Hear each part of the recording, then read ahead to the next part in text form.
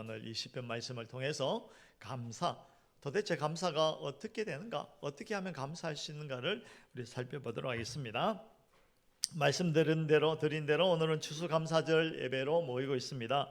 한 해 동안 베풀어 주신 하나님의 은혜, 지금까지 우리에게 생명 주시고 일용할 양식을 주신 하나님의 은혜를 헤아려 보고 예배하는데 특별히 감사로 예배하는 날입니다. 감사.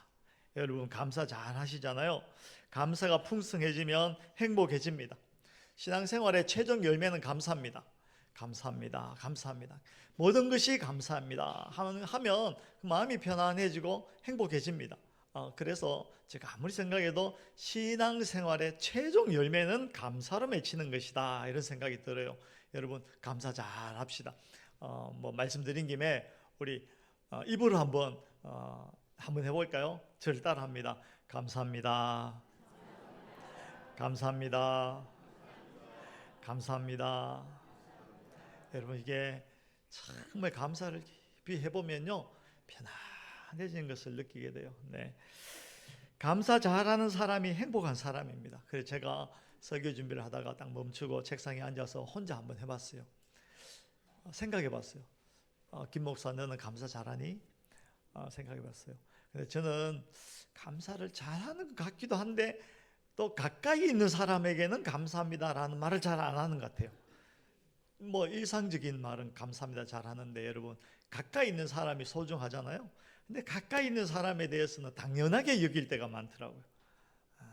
그래서 혼자 한번 해봤어요. 조용히 감사합니다. 감사합니다. 이걸 반복해서 했더니 그냥 마음이 따뜻해지더라고요. 여러분 감사하면 따뜻해집니다. 감사하면 행복해집니다. 자, 오늘은 감사를 좀 더 들여다보려고 합니다. 먼저는 감사 못하는 이유를 한번 생각해 봤어요. 감사를 잘 못하는 이유. 여러분 감사하시나요? 지금 감사한 마음이 있나요? 감사하셨어요? 감사하는 마음이 있나요? 근데 많은 경우 감사하지 못하는 경우가 어떤 경우냐면 성경에 나와 있는 내용을 배우지 못해서 그래요. 뭐냐면 자족함을 모르기 때문에 그래요. 자족함. 욕심과 감사는요 반비례해요. 욕심이 많아지면 감사가 적어지고 감사가 많아지면 욕심이 줄어들죠. 욕심의 특징이 있어요. 욕심의 특징이 뭐냐면 끝이 없어요. 여러분 욕심 부려보면 욕심에는 끝이 없어요. 끝이. 만족함이 없어요. 이제 어떤 사람이 부자, 엄청난 부자입니다. 그런데도 또 더 많은 돈을 벌기 위해서 열심히 노력해요. 물어봤어요. 왜 그렇게 돈을 많이 벌려고 하십니까? 물어보면 그건 잘 모르겠고 이유는 모르겠고 그냥 많이 버는 그게 목적이야. 이 사람은요 아무리 많이 벌어도 만족함이 없어요. 여러분 아무리 많이 가져도 그 마음에 만족함이 없으면 행복하지가 않아요. 평안하지가 않아요. 그것이거든요. 자족할 줄 모르고 욕심이 많아지면 자기 자신을 파괴합니다. 자기 자신이 파괴됩니다. 자신뿐 아니라 옆에 있는 사람들도 다 파괴합니다. 관계가 무너지고 사람을 이용하게 되고 욕하게 되고 경쟁하게 되고 비난하게 되고 무너집니다. 자족할 줄 알아야 돼요. 자족을 배우지 못하면 참 불행해집니다. 그래서 빌립보서 4장에 이런 말씀이 있습니다. 내가 궁핍함으로 말하는 것이 아니니라 어떠한 형편에든지 나는 자족하기를 배웠노니 나는 비천에 처할 줄도 알고 풍부에 처할 줄도 알아 모든 일 곧 배부름과 배고픔과 풍부와 궁핍에도 처할 줄 아는 일체의 비결을 배웠노라 그랬어요. 오늘 바울은 이야기하기를요 나는 비천에 처할 줄도 알고 풍부에 처할 줄도 알고 배고픔에 처할 줄도 알고 또 배부름에 처할 줄도 안다. 모든 상황이 무슨 말이냐면 그런 모든 상황 속에서 나는 편안하다, 행복하다 이런 이야기거든요. 그게 진짜지 않나요? 그 조건에 흔들리는 평안은요 그게 평안이 아닙니다. 근데 이 바울은 내가 그 모든 상황 속에서 평안하다. 왜 그러냐면 내가 자족하기를 배웠다. 이런 일체의 비결을 배웠다. 그게 뭐냐면 내가 자족할 줄 아는 것을 배웠다. 이렇게 말씀하십니다. 여러분 자족할 줄 알면 평안해져요. 평안해집니다. 이렇게 질문을 해볼까요? 얼마를 가지면 행복할까요? 얼마 있으면 행복할까요? 다다익선이라면 그 아내도 많으면 많을수록 좋겠죠. 그런데 그 아랍에 보면 그 아내 여럿 막 법으로 그렇게 돼 있대요. 능력만 되면 아내를 여러 가질 수 있잖아요. 물건도 아닌데 가진다 하니까 웃기네. 하여튼 여러 둘 수 있잖아요. 그런데 물어보면요, 다 불행하대요. 여러 아내가 있으면요, 질투하고 시기하고 싸우고, 이게 바람 잘 날이 없다는 거예요.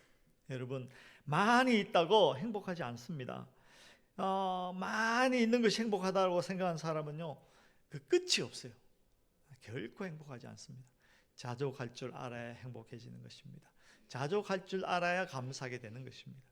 그리고 자족할 줄 모르면요, 끊임없이 미래에 대한 불안이 우리 속에 자리 잡아요. 만나를 기억하실 것입니다. 만나, 하나님께서 이스라엘 백성을 광야에 넣으시고 광야에서 먹을 것이 없으니까 이스라엘 백성들이 하나님 앞에 나가서 배고파 죽겠다고 할 때 하나님께서 만나를 허락하시죠. 하늘에서 만나를 쫙 내려주십니다. 마치 하얗게 이렇게 밀가루 같은 그걸 만나를 거둬가지고 이제 먹도록 하셨는데 법을 만들어 두셨어요. 어떻게 해요? 나가서 거두는데 며칠치를 하루치만 거두라. 이틀 3일치 거두면 집에 갖다 놓으면 다 썩는다. 그러니 하루치만 거두라, 이렇게 명령하셨어요. 그래서 사람들이 그 명령을 따라서 다 순종해서 만나를 하루치 거둬서 그날 먹고 그 다음날 가서 또 거둬서 먹고 이렇게 합니다. 그런데 그 중에 불안이 생긴 사람이 있어요. 어떤 불안입니까? 하나님께서 그렇게 말씀은 하셨는데 내일 그 말씀을 안 지키시면 어떡하지? 하나님께서 오늘은 우리를 사랑하셔서 만나를 내려주셨는데 내일은 하나님께서 팍 돌아서서 만나를 안 내려주시면 어떻게 하지? 라는 불안이 생긴 겁니다. 그래서 그 사람이 나가서 이틀치를 거뒀어요. 이틀치를 거둬서 집에 딱 모셔놓고 그 다음날 먹으려고 탁 펼쳐보니 어떻게 됐어요? 다 썩었더라. 다 썩었더라. 미래에 대한 불안은요, 오늘 거둔 만나에 대해서 감사할 줄 몰라요. 내일 어떻게 될지 모르는 거예요. 그리고 결국은요, 그 모든 것들이 무엇과 연결되냐면 영적 무지로 연결됩니다. 영적으로 무지하다는 것입니다. 하나님이 누군지, 하나님이 어떻게 일하시는지, 하나님께서 나를 어떻게 생각하시는지 그것을 모르니 불안할 수밖에 없고, 그것을 모르니 자족할 수 없고, 그것을 모르니 결국은 감사하지 못하는 것입니다. 영적 무지, 하나님과 사귐이 없어요. 신앙생활이 뭐냐면요, 하나님과 깊이 사귄다, 그렇게 표현할 수가 있어요. 내가 하나님을 믿습니다 라는 말은요, 하나님과 깊은 사귐을 가진다, 그 이야기거든요. 근데 영적으로 무지해서 하나님과 사귐이 없어? 하나님께로부터 오는 것이 무엇인지도 모르고 하나님께서 나를 어떻게 생각하시는지도 몰라. 그러면요, 절대로 감사할 수 없어요. 결코 감사할 수 없어요. 그래서 오늘은 감사에 대해서 좀 더 살펴보고 진짜 감사 잘하는 성도 되시기를 주의 이름으로 축원합니다. 시편 100편 읽었던 말씀을 한 절씩 한번 보도록 하겠습니다. 1절에 보면요, 1절 다시 읽어보겠습니다. 시작. 온 땅이여 여호와께 즐거운 찬송을 부를지어다. 여기 보면 온 땅이 나와.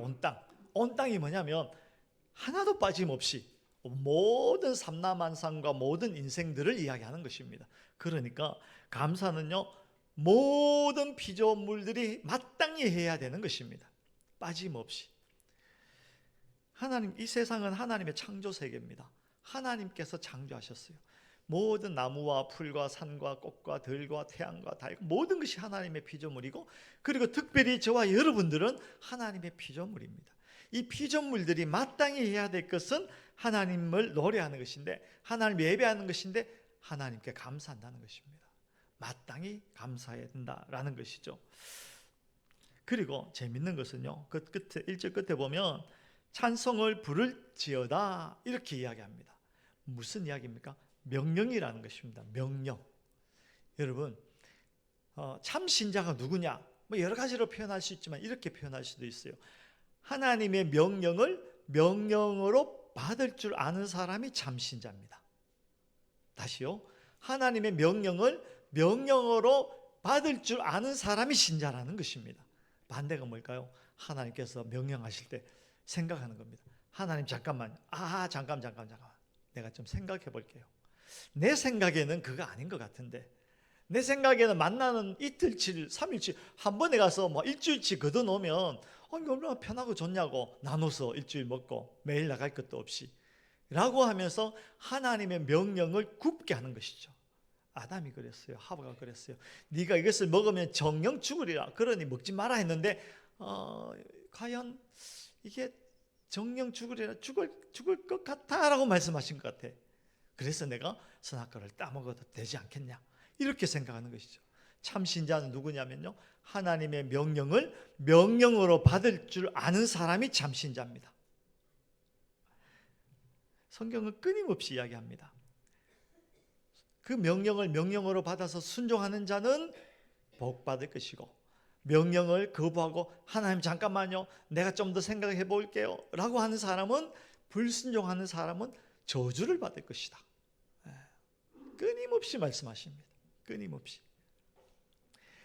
참 신자는 찌어다 할 때 아멘 하는 사람이 참 신자입니다. 하나님의 말씀은 최종 권위인 줄로 믿습니다. 그러므로 여러분, 하나님의 말씀을 명령으로 잘 받으시기를 주의 이름으로 축원합니다. 아멘. 네, 그래야 돼요. 2절 보겠습니다. 읽습니다. 시작. 기쁨으로 여호와를 섬기며 노래하면서 그의 앞에 나아갈지어다. 그 예배, 감사는 기쁨으로 하는 것이거든요. 기쁨. 제가 생각해 봤어요. 우리나라 온 나라가 기쁨으로 폭발했던 때가 언제였을까? 여러 가지가 있겠지만 제가 가장 기억에 남는 인상적인 장면은요, 2002년 6월 22일 월드컵인데, 월드컵 중에서도 우리나라가 4강에 올라가는 게 결정되는 순간이 있었어요. 6월 22일 어디에서, 저기 광주인가 전주인가 막 거기에서 스페인하고 이제 8강을 해서 이기면 4강에 올라가거든. 8강전을 했는데 스페인이요, 침몰을 하지 않는 무적 함대였어요. 그래서 절대로 스페인이 축구 실력이 우리보다 월등하거든요. 근데 붙었어요. 끝까지 싸워가지고 우리가 무승부되고, 연장전 가서도 무승부되고 승부차기 하는 겁니다. 첫 번째 키크, 두 번째 키크, 5명 차죠. 5명 차는데 네 번째까지 우리가 다 넣었어요. 그런데 네 번째 스페인의 키커가 나와서 찼는데 이훈재 골키퍼가 딱 막아버렸어요. 이제 판이 다 깔린 것이죠. 이제 마지막으로 누가 나온지 아세요? 우리 명보 형이 나왔어요. 저보다 나이가 어리군요. 명보 선수가 나와가지고 펜트킥 하는데, 여러분 기억하세요? 기억나세요? 우측 상단으로 딱 집어넣었어요. 그 순간 온 나라가 난리가 난 것이죠. 폭발했어요. 환희, 막 기쁨, 이런 게 폭발하는 순간이었어요. 그게 이제 빡 생각이 나더라고요. 근데 성경에서도 온 백성들이 기쁨으로 똘똘 뭉쳐서 찬양하고 감사하고 예배했던 그런 사건이 있어요. 그 사건이 어디냐면, 이스라엘 백성들이 홍해를 건너는 이후에 그 언덕 위에서 홍해를 내려다보니 홍해가, 갈라졌던 홍해가 다시 모이면서 물이 철철 넘치고, 그 물 속으로 이 애굽에, 그러니까 이스라엘 백성들을 잡으러 왔던 모든 군대들이 다 수장되고 하는 그 광경을 보면서 우리가 이제 드디어 구원받았구나라는 구원의 기쁨이 터져 나오는데, 그때 온 백성들이 합창을 합니다. 합창을 해요. 기쁨이 뻥 터지는 것이죠. 구원을 받거든요. 눈앞에서 하나님의 일하심을 봤다는 것입니다. 그때 미리암이 나와서 지팡이를 들고 지휘를 하고 온 백성들이 찬양하고 춤추고 그냥 소고 꽹가리 북 장구 징 다 가지고 나와서 두들기고 사물놀이하고 그랬단 말입니다. 그 장면이 터지는, 그게 하나님 앞에서 우리가 해야 될 감사의 내용입니다. 여러분, 감사는요, 하나님의 그 일하심, 하나님께서 우리에게 행하신 그 일, 그 크신 구원을 확인하고 그 구원이 내 속에서 화학 반응을 일으켜서 빵 터질 때 나오는 게 진짜 감사거든요. 우리가 추수감사절에 사람마다 다 형편이 다르잖아요. 사실은 오늘 이승희 권사님 말씀도 드렸지만, 이승희 권사님 하필이면 이번 지난 주간에, 그리고 오늘 추수감사절인데 오늘 아직 예배를 못 나오셨어요. 그게 딸과 함께 있었고 그 집에 정리할 게 있어서 이제 못 나오셨는데, 하나님, 이승희 권사님의 이 추수감사절은 도대체 무엇으로 감사해 주셨겠습니까? 그런데 우리가 감사하는 내용의 본질은요, 그 정도가 아닙니다.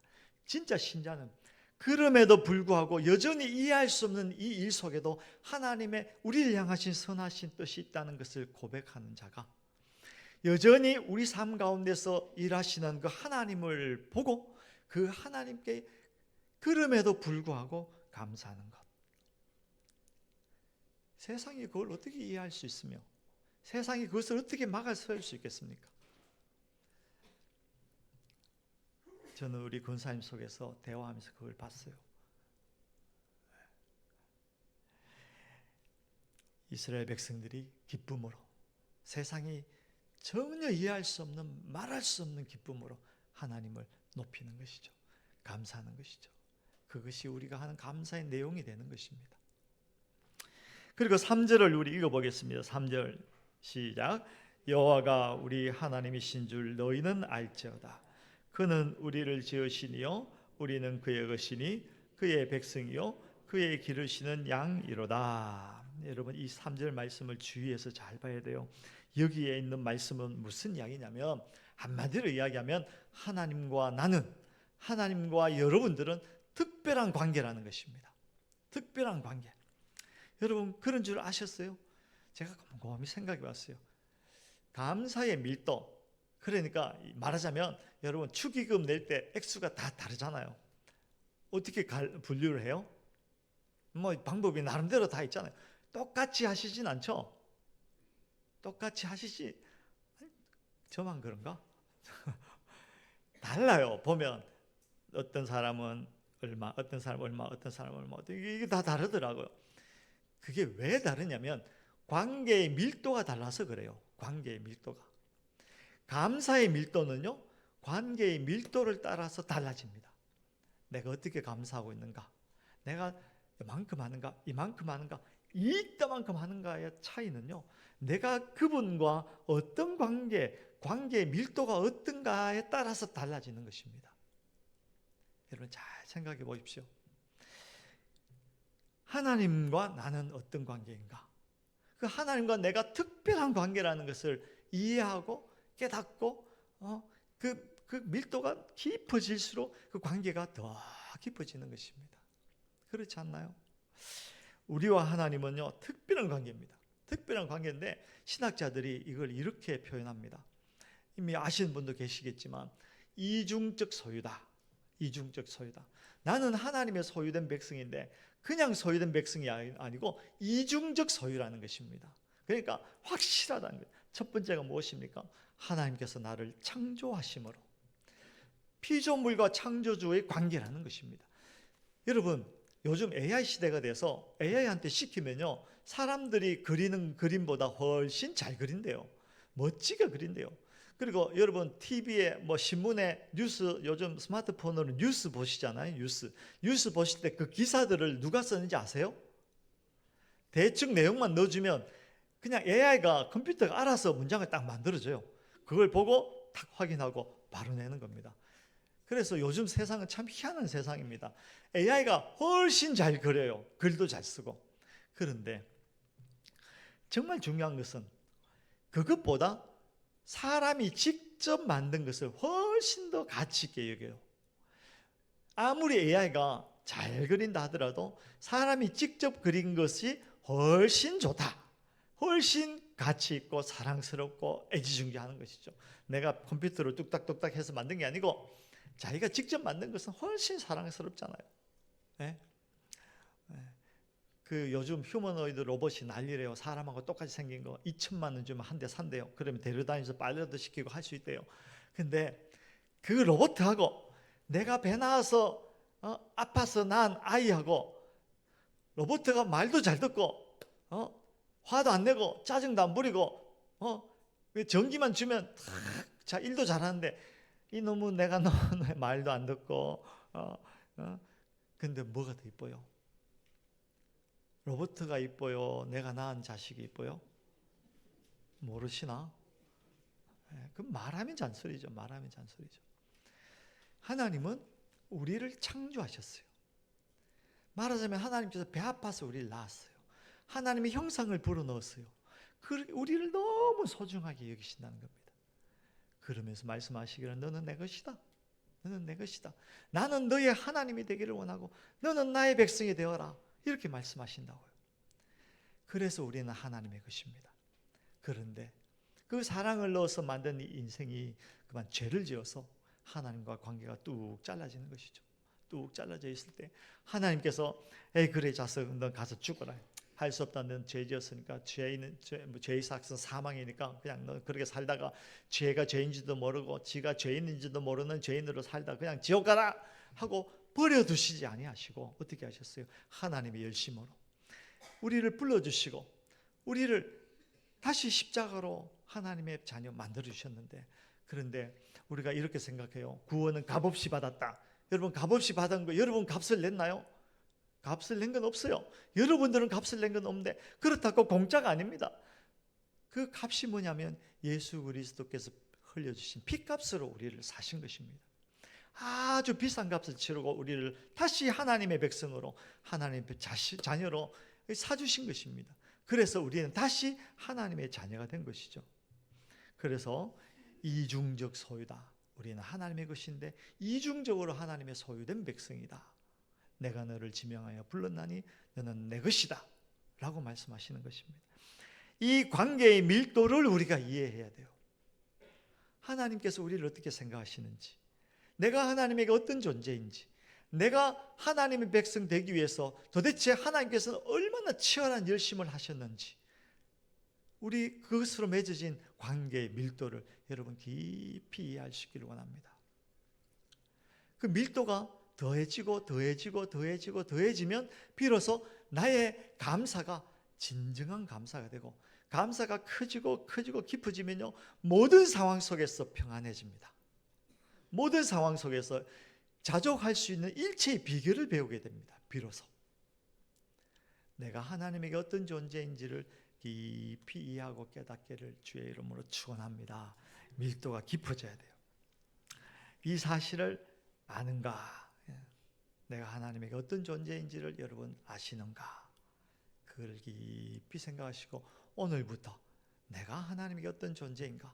나를 하나님의 백성 삼기 위해서 하나님께서 얼마나 치열한 일을 하셨는가를 깊이 묵상하고 생각하시기 바랍니다.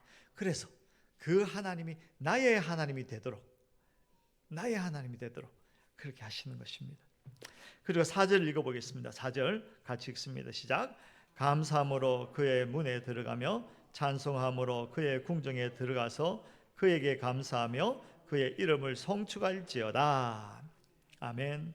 우리가 그 하나님과 특별한 관계라는 것이 드러나는 현장이 어디냐면 예배의 자리입니다. 예배 현장입니다. 먼저는 우리가 모여서 하는 예배 속에서 각자가 여러분 스스로가 내가 하나님의 앞에서 어떤 존재인가를 확인하시기 바랍니다. 그렇군요. 나를 예배자로 삼기 위해서 하나님께서 행하신 그 크신 일이 얼마나 놀라운지를 매일 예배 시간에, 특별히 추수감사 이 시간에는요, 나를 하나님의 백성 삼으시고 나를 인도하시고 섭리하신 하나님의 열심히 어떠한지를 헤아려 보고 감사하는 시간이라는 것이죠. 잘 헤아려 보시기 바랍니다. 예배의 현장에서 그것이 드러나야 됩니다. 잘 드러나고, 그래서 예배는요 감사로 시작하고 감사로 끝나는 것입니다. 감사함으로 신앙 고백하고, 감사함으로 찬양하고, 감사함으로 기도하고, 감사함으로 말씀 듣고, 감사함으로 헌금하고, 감사함으로 봉사하고, 감사로 시작해서 감사로 끝나는 것입니다. 감사가 없는 모든 것들은 이게 부족해요. 안 돼요. 그리고 더 나아가서 삶의 자리에서 우리는 감사함으로 예배하는 것입니다. 삶의 자리에서 예배하라 그러면 우리가 흔히들 뭐 직장 다니시는 분들은 직장 예배, 우리가 직장에서 예배하는데 주기도문하고 신앙 고백하고 성경 읽고 찬양하고 이렇게 해야 되는 걸로 생각하시는 분이 계신데 그게 아닙니다. 가정에서 예배하고, 가정에서 모여서 이제 가정 예배하듯이 뭐 주기도문하고 이렇게 찬양하고 기도하고 이렇게 해야 그게 예배다, 이게 아니고요. 내가 하는 모든 삶의 현장, 내가 살고 있는 모든 삶의 현장에서 그 모든 되어지는 것들이 하나님의 은혜입니다 라는 것을 깨닫고 감사하는 것, 내가 직장 갈 수 있는 것, 내가 학교 갈 수 있는 것, 내가 집에서 밥을 할 수 있는 것, 내가 동네 아주머니들하고 만나서 대화하고 뭐 어디 가서 봉사하고 뭐 농사 짓고 하는 모든 일들이 하나님의 은혜입니다라는 것을 알고 그것에 대해서 감사하면 그 시간 그 나의 삶이 예배가 되는 것입니다. 하나님께서 기뻐 받으실 만한 제물이 되는 것입니다. 그것입니다. 내 삶의 현장 속에서 감사함으로 나는 늘 예배자로 설 수 있게 되는 것이죠. 그 사실을 잘 이해하시기를 원합니다. 그래서요, 정말 감사함으로 그 문에 들어가고 감사함으로 그 궁정에 들어가고 이 4절 말씀처럼 감사함으로 예배의 자리에 가고 감사함으로 예배가 예배되게 하는 것입니다. 나의 모든 삶이 예배가 되는 그 원동력은 모든 것이 하나님의 은혜입니다 라는 자가 토해내는 감사의 그 찬양이 우리 삶이 예배되게 하는 것입니다. 그 사실을 잘 이해하시기 바랍니다. 그리고 5절을 읽어보겠습니다. 5절 같이 읽습니다. 시작. 여호와는 선하시니 그의 인자하심이 영원하고 그의 성실하심이 대대에 이르리로다. 아멘. 하나님의 어떠하심에 대해서 다시 나옵니다. 이것이요 감사할 수 있는 근거가 되고 뿌리가 되는 것입니다. 하나님께 우리가 왜 감사하느냐? 하나님의 선하심, 하나님의 인자하심, 하나님의 성실하심이 바로 나를 향하고 있다. 하나님께서 나를 사랑하시되 신실하게 사랑하시는구나. 하나님께서 나를 사랑하시되 끝까지 사랑하시는구나. 하나님께서 나에게 해주신 약속이 실패함 없이 끝까지 이루어지는 것이구나 라는 것이 내 속에 가득히 들어오면 어찌 감사하지 않을 수 있겠습니까? 어찌 우리가 감사하지 않을 수가 있겠습니까? 그것이 우리의 감사의 뿌리가 되는 것입니다. 그것이 될 때 모든 상황 속에서 좌고우면하지 않고 감사하게 되는 것입니다. 기쁠 때나 슬플 때나 죽거나 살거나 배고프거나 배부르거나 뭐 쓰러지거나 일어나거나 모든 상황 속에서 하나님의 어떠하심이 내 안에 딱 자리 잡으면 하나님이 나를 사랑하신다는데 하나님은 나를 지명하여 불러주시고 나를 향하여 눈을 맞춰주시고 내가 나에게 사랑한다 아들아 사랑한다 딸아 이렇게 말씀하시는데 어찌 감사하지 않을 수가 있겠습니까? 하나님과의 영적 관계의 깊이 그 뿌리가 이것입니다. 하나님의 어떠하심을 알아가는 것. 추수감사절에 우리가 해야 될 일이 바로 그것이라는 것입니다. 그래서 호세아 선지자가 이야기하죠. 여호와를 알라 힘써 여호와를 알라. 여호와를 알라 힘써 여호와를 알라. 그 당시에요 이스라엘 백성이 다 죽었어요. 망했어요. 이제 희망 없음 이렇게 됐어요. 그때 와서 처방을 내리는 거 아닙니까? 너희 이거 하고 저거 하고 우리나라 요즘 경제에 처방 내린다고 난리잖아요. 그런데 딱 하나로 처방을 내립니다.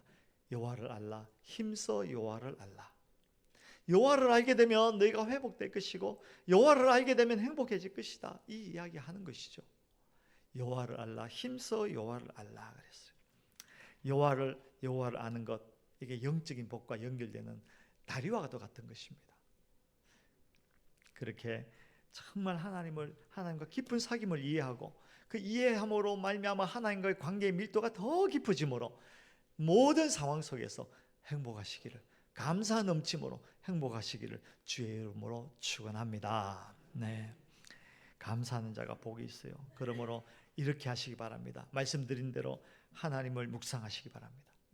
하나님을 알기 위한 방법으로 성경을 펼치고 읽고 묵상하시기 바랍니다. 내 생각으로 하나님을 판단하거나 습관에 따라서 그저 그렇게 살지 마시고 진짜가 무엇인지를 알고 사시기를 바랍니다. 하나님과의 관계의 그 관계의 깊이 밀도를 더하기 위해서 묵상하시기를 주의 이름으로 축원합니다. 그리고 이렇게 하시기 바랍니다. 우리가 흔히 잘 하는 말이 있어요. 알지만 잘 안 됩니다. 내 그거 아는데 안 되더라고.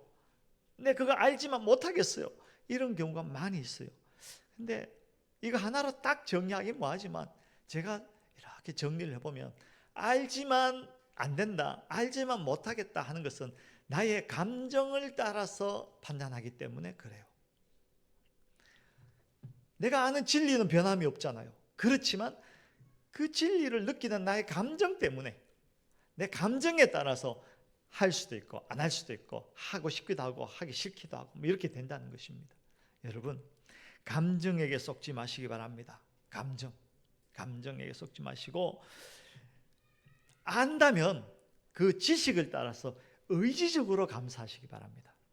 내 지금 마음은 이렇지만 하나님께서 말씀하시니 그것이 진리인 줄 알겠고 아는 대로 내 의지를 다해서 내가 감사하겠습니다. 이렇게 하는 것이죠. 말씀하시기를 요양간에 소가 없어도 우리의 돼지가 없어도 밭에 뭐 없어도 감사하잖아요. 하나님, 그게 무슨 빈 곳간을 보고 지금 여러 가지 안타까운 상황을 보니 어떻게 감사하시겠습니까? 그러나 하나님께서 그렇게 말씀하시니 그것이 진리인 줄 알고 내가 의지를 다해서 감사하겠습니다. 하나님 감사합니다. 그럼에도 불구하고 감사합니다. 여러분, 그때 기적이 일어나는 것입니다. 의지적으로 감사하시기 바랍니다.